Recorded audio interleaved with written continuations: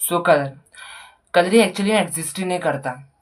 अगर हम साइंटिफिकली समझे कि हम अपने डे टू डे लाइफ में किसी भी चीज़ को देख रहे होते हैं, ऑब्जर्व कर रहे होते हैं, तब हम उसके सिर्फ कलर्स को देखते हैं, ना कि उसके जो इंटरनल स्ट्रक्चर है उसको। क्योंकि जो ऊपर ऊपर में जो भी होगा हम उसको ही देखेंगे ना, ऑब्वियसली। सो हम उसके कलर्स को ऑब्जर्व करते हैं, जहाँ पे हम उसी कलर्स के लाइटनेस को, डार्कनेस को, उसके हाइलाइट्स को, या तो उसके शैडोज भी हो सकता है, इन सब चीज़ों को हम ऑब्जर्व करते हैं।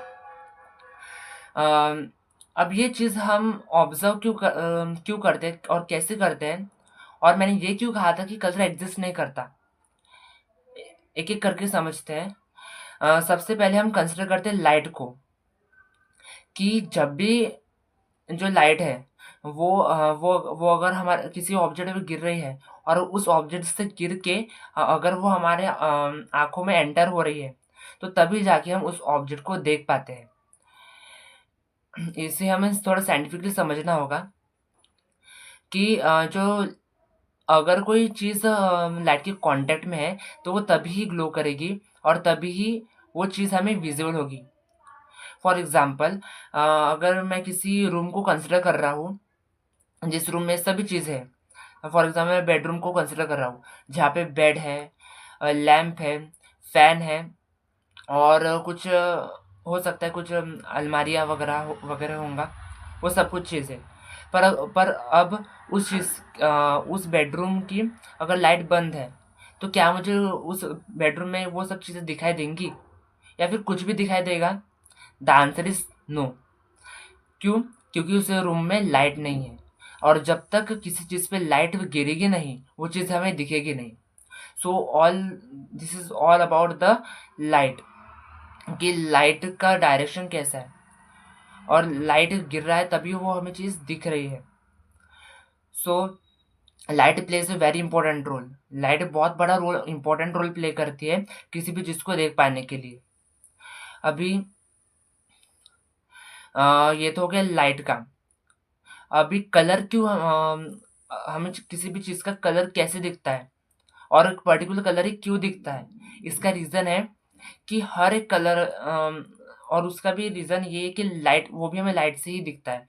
एक लाइट का फिनोमिना है, उससे ही हमें कलर की इंटेंसिटी का भी पता चलता है, और that is nothing but the wavelength of the light.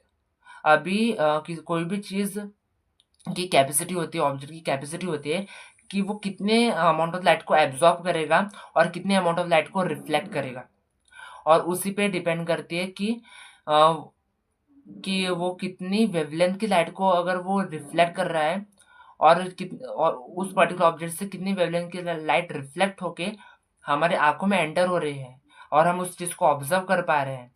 That is the reason कि हम उस पर्टिकुलर वेवलेंथ में जो कलर होता है, उसको हम उस ऑब्जेक्ट में देख पाते हैं। फॉर एग्ज़ाम्पल, अगर मेरे पास सामने एक एप्पल है, और उस एप्पल पे एक लाइट सोर्स आके गिर रही है, और उस लाइट की पर्टिकुलर इंटेंसिटी होगी, जिसकी वजह से उसके जो वैल्यूज़ हैं मुझे पता चलेंगे। वैल्यूज़ मीन्स वो कौन सा ऑब्जेक्ट कितना ज़्यादा लाइट होगा, कितना ज़्यादा डार्क होगा। ये होगी थोड़ी बात की बात। बट बट अब वो एप्पल जितने अमाउंट ऑफ लाइट को एब्जॉर्ब करेगा, और जितने अमाउंट ऑफ द लाइट को रिफ्लेक्ट करेगा, अ, तो जितने अमाउंट ऑफ लाइट वो रिफ्लेक्ट होंगी ऑफ अ पर्टिकुलर वेवलेंथ, जो कि डिस्क्राइब करेंगी about wavelength of the red colour. वो रेड कलर की वेवलेंथ मेरी आंखों में जाएगी, और मुझे पता चलेगा कि, और लगेगा कि वो एप्पल रेड कलर का है।